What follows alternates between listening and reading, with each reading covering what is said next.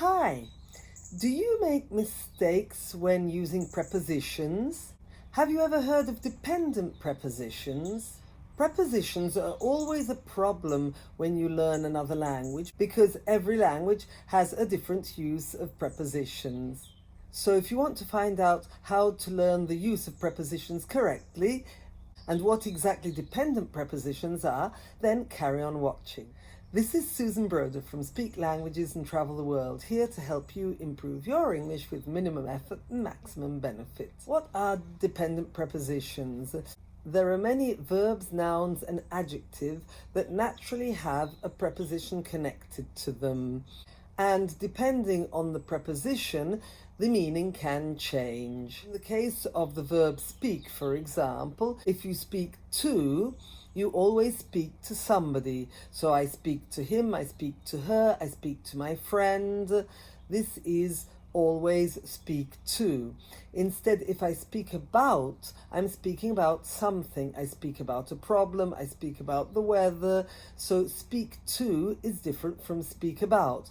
But you have to use the preposition in connection with this verb to change the meaning. Another example is with the adjective angry. You can be angry with someone, but you're angry about something. So I'm angry with my mother, but I'm angry about the fact that I didn't get a promotion. Another example with an adjective is the adjective good. I'm good at playing football. So I'm good at something. I'm good at playing football. I'm good with someone. I'm good with children. I'm capable of relating well to children. Also, nouns are connected to prepositions. Reason for is an example with a noun. The reason for your difficulty is because every language uses prepositions differently. That's the reason for your difficulty. How can we learn these prepositions connected to the verbs, nouns, or adjectives? There are many lists, and there isn't really a right way. I personally disagree with just learning lists. I'm experimenting with my students, teaching them to either make phrases with affirmative, negative, and questions on the most important verbs, nouns, or adjectives that they find useful for them, and so they have to find the connecting preposition and make phrases, affirmative, negative, and question, also changing tenses, so the past, the future, the present perfect. That way you get more familiarity with these, because in reality, the more you repeat them, the better it becomes. However, it's no good just repeating them, memorizing them. You do need to create a context, and the best would be a memorable context for you. So this is one way of doing it. Another way of doing it, which I'm experimenting, is to take one preposition, for example, on, and learn again the ones which are more important to you, but all in one category. All the verbs, nouns, and prepositions that are connected to on will be learnt together. Then all the ones with in, all the ones with at, all the ones with.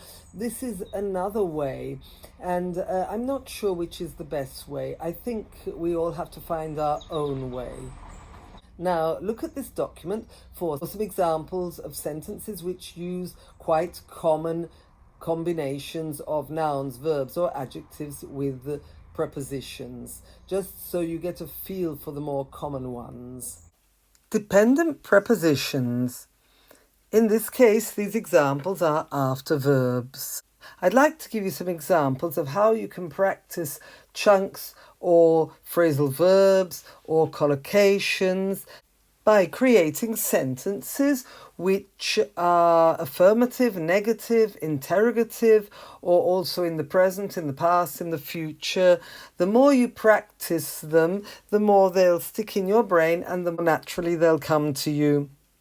So let's try with the example of depend on. Many of my students make the mistake of saying depend of, but we say depend on. What does your promotion depend on? It depends on how many years I've worked. It doesn't depend on my age. What does your holiday destination depend on? It depends on my financial situation. It doesn't depend on what my friends are doing. What do your weekend activities depend on? They depend on the weather. They don't depend on my friends' activities. So as you see, I've made sentences in the affirmative, interrogative, and negative to practice this expression. Now, these happen to all be in the present tense, but I do recommend changing the tenses because that way they'll become more sedimented. Here are some examples with other verbs and prepositions. In this case, I've only done affirmative, negative, and question once, but obviously the more sentences you create in various tenses, the better it'll be. He apologized to the policeman for driving fast. He didn't apologize to the teacher for not doing her homework. Have you apologized to your friend for lying to him? We're arriving in Milan on Sunday. So arrive, when it's followed by in, refers to in a town or in a city. We're not arriving at Gatwick at 3:45 on Sunday, but on Monday. So arrive at refers to a place. Did you arrive in New York on Saturday? Who does this book belong to? It doesn't belong to me. Does it belong to your sister? It belongs to my brother. I never argue with my husband about money. We argue about trivial things. Would you argue with your mate if he didn't lend you a t-shirt? I asked my friend for the homework. So as you can see here, ask and the preposition for are separated by a word, usually the object of the sentence. I didn't ask him for a receipt. Could you ask the waiter for the bill? I'm waiting for my sister. She's not waiting for them any longer. Who are you waiting for? I totally agree with you. I absolutely disagree with you. Do you agree with your parents' political ideas? He invited me to the cinema. She didn't invite me to her party. Did they invite you to dinner? I paid for her because she forgot her money. He didn't pay for his university studies. He got a grant. Did you have to pay for your holidays when you were a student? I never spoke to them about you. I won't speak to him about it if you don't want me to. Have you spoken to him about the problem? As you can see here, in the first sentence I used the simple past, in the second I used the future, and in the third I used the present perfect. This is a perfect way of practicing it because, as you see, the verb changes, and that's important to still connect the preposition to the verb. We always speak about politics. They haven't spoken about this topic yet. Do you ever speak about it with your friends? So as you can see, speak to refers to speaking to a person. Speak about refers to speaking about something. I spent too much on clothes last month. I didn't spend enough on books. How much did you spend on food last month? I believe in aliens. I don't believe in ghosts. Do you believe in telepathy? You can choose between these two items. He can't choose between those two sports. Can I choose between these drinks?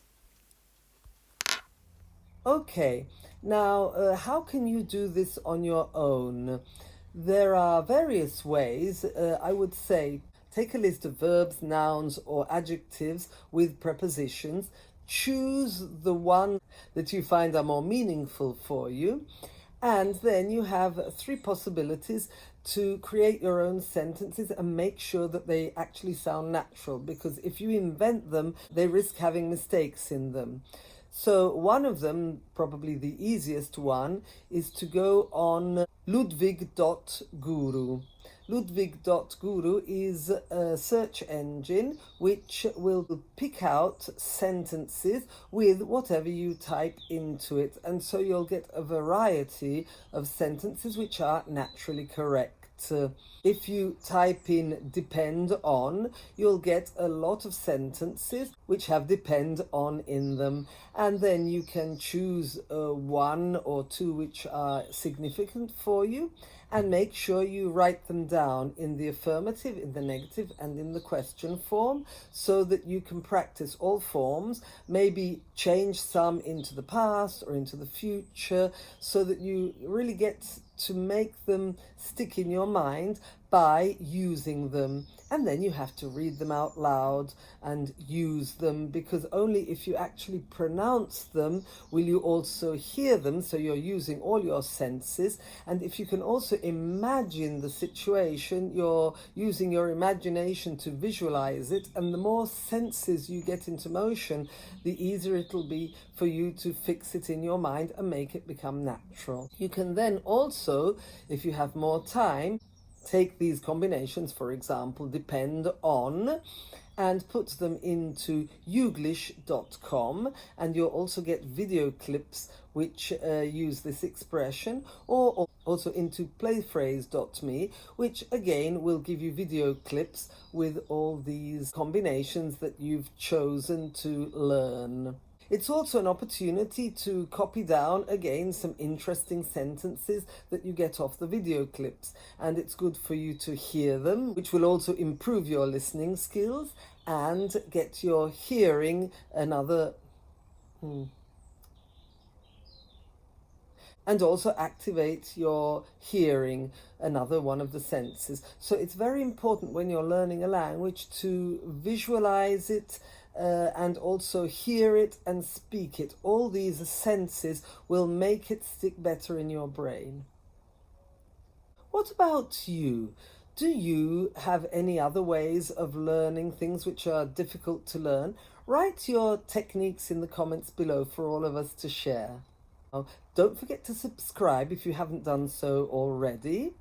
Hit the notification bell so you can be notified when I next upload a video.